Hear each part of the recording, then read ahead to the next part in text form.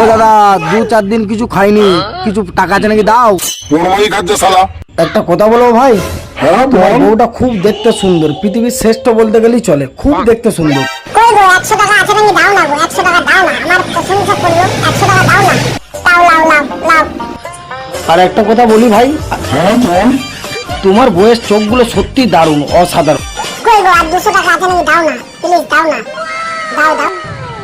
লাও লাও লাও ভাই।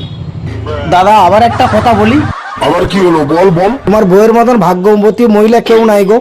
কই গো আর 500 টাকা আছে নাকি দাও না গো, 500 টাকা এই দাও। তো দিলাম রে বাবা, এই তো দিলাম, আবার দিতে হবে। দাও না দাও না, হালা হালা লাও লাও। এটার মধ্যে কত টাকা আছে জানো? 5,000 টাকা আছে। প্রশংসা করলো, কেন এমন করছো? দাদা তোমার বউয়ের মতন পৃথিবীর একটা মহিলাও হবে নি।